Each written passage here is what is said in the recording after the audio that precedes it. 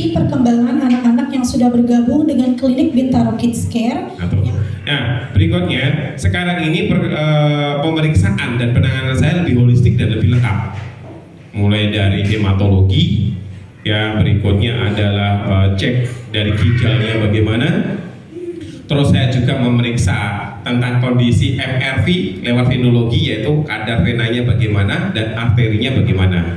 Nah, setelah keseluruhan bisa kita periksa secara total, nah baru kita bisa memberikan satu namanya psikodiagnostik dan diagnosa. Apa sih namanya? NDD, Neurodevelopmental Disorder. Neurodevelopmental Disorder itu adalah permasalahan perkembangan pada susunan saraf pusat, yaitu saraf otonom. Jadi dalam badan kita itu ada dua saraf. Saraf otonom ada di kepala dan saraf perifer.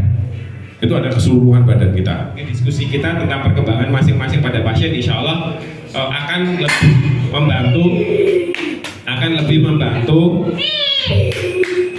membantu tentang apa sih perkembangannya semuanya. Kali ini kita akan berdiskusi mengenai perkembangan anak di klinik Bintaro. Itu sebagai alat komunikasi sederhana.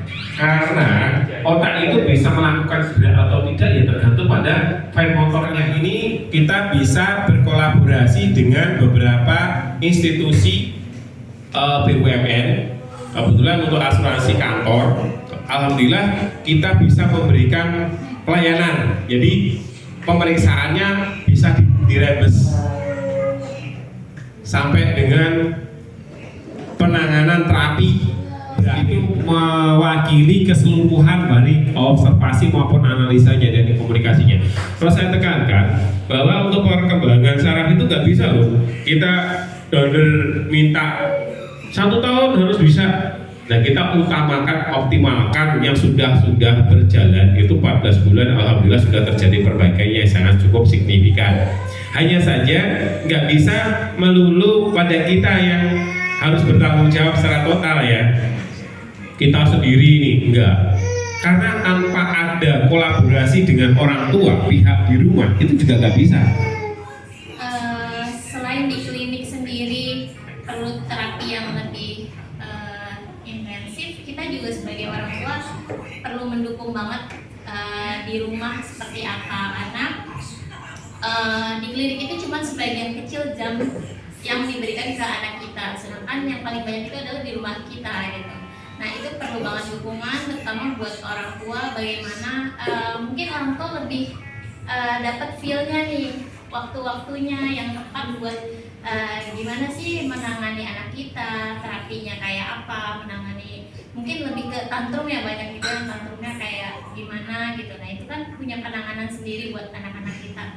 Nah, selain dibantu dari klinik sendiri, mungkin kalau aku sih saran buat orang tua yang karena aku juga ngerasain gitu beratnya kalau anak kita lagi tantrum, terus kepengennya anak kita tuh cepet ngomong kayak gitu kan, seperti anak-anak lainnya.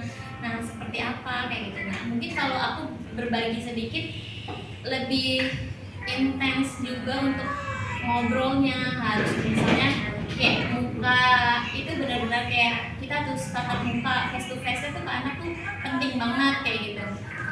Memang effortnya lebih ya, tapi itu sih saya rasain bisa jadi perkembangan yang baik. Saya yang tidak menemani day to day ya dengan Sarwa itu, sebetulnya kita tuh pengen kayak dibuatkan semacam kurikulum sederhana gitu Pak Rito. Jadi apa yang orang tua harus lakukan bisa support gitu ya tiap harinya, jadi bisa sinergi gitu antara yang di rumah dengan yang di... Permasalahan anak-anak namanya penderita neurodevelopmental disorder.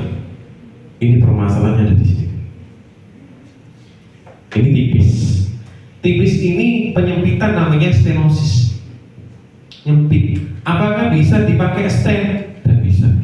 Karena ukurannya dibuat pada saat di dalam rahim di minggu ke-4, ke-5 dan ke-6. Ini sudah kecil.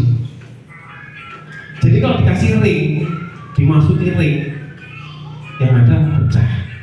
Kemudian setelah 3 bulan awal 3 bulan pas baru bisa ngomong 2 kata. Udah ditanya udah bisa jalan. Kemudian motoriknya ada masih terganggu mulai lebih membaik dari sebelumnya. Jadi misalnya pulang ke rumah, ada barang-barang dia yang bergeser aja dia tahu, dan dia rapi juga semua. Dan terkadang kalau dia udah tidak terkontrol ngamuk di rumah, dia kan ada mainan-mainan untuk terapi dia seperti puzzle dan lain-lain. Itu memang semuanya saya berantakin semuanya. Walaupun dia ngamuk, akhirnya dia sambilan ngamuk itu dia memperbaiki dan menyusun dia punya mainan yang saya berantakin. Sudah bisa mungkin mungkin mengalami satu perbaikan itu bukan karena diterapinya tapi karena umur alami dia ada perbaikan sendiri karena umurnya tuh bertambah semakin ada kemampuan. Cuma dia itu tadi nunggu 11 tahun baru dia kalau diomongin ngerti, terus ngerti tontonan. Nah itu karena usia. Tapi kan namanya kan NDD, neurodevelopmental disorder. Jadi autis sama ADHD itu satu frekuensi sama aja. NDD. Ya NDD. Perkenalkan, nama saya Muhammad Ilham Nabio. Lahir tanggal 26 Maret 2005. Sama sih.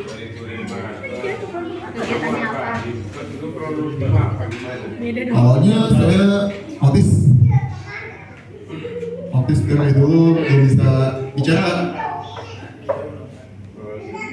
Selain itu saya punya 3 anak, alhamdulillah berkebutuhan khusus semua.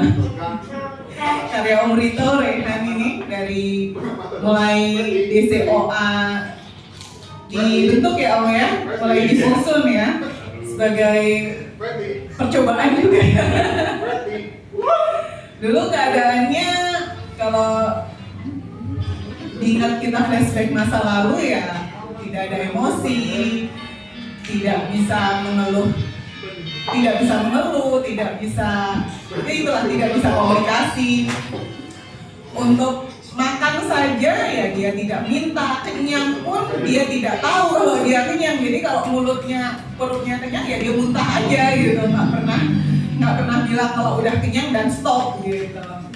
Terus setelah itu ya kita cari-cari kan waktu itu tahun 2005 masih sangat terbatas informasi untuk anak berkebutuhan khusus dan terapi-terapi ya yang ada terapi-terapi konvensional seperti ABA. 3 tahun kita di Spektrum tapi kurang banyak ya untuk perkembangannya. Setelah itu ketemu Pak Rito dan dimulailah petualangan menggaris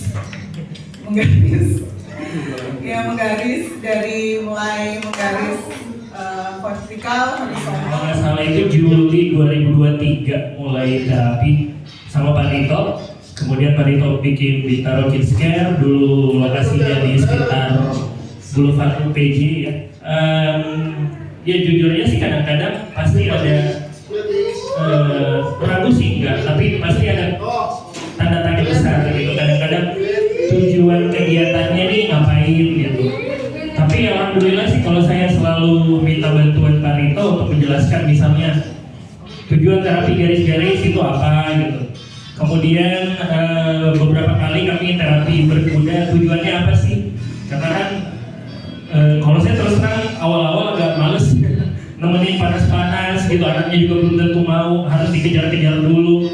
Kemudian belum lagi kudanya kadang-kadang nggak bisa tenang gitu kan. Tapi minta penjelasan sama Pak Rito ya dijelaskan, oh ini adalah gunanya ini. Hampir 8 sampai 9 bulan ya. Itu kelihatan sekarang bisa fokus, sudah mulai teratur seperti itu di rumah.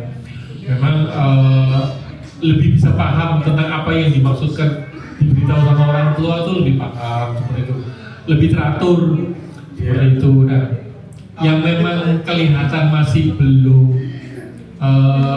mungkin memang baru tahapannya ya. Jadi dia kalau baca tulis perkalian itu udah bagus. Tapi kalau mulai sudah, yuk kita tebak-tebakin bikin soal cerita, bingung dia. Satu yang saya perbedaan di tempat lain sama dokter itu, saya selalu nanya, kalau di sini goalnya apa untuk anak saya? Goalnya apa? Dia bilang mandiri itu apa? Makan sendiri, cebok sendiri, udah itu. Saya nggak mau anak saya cuma itu. Saya nggak mau itu aja.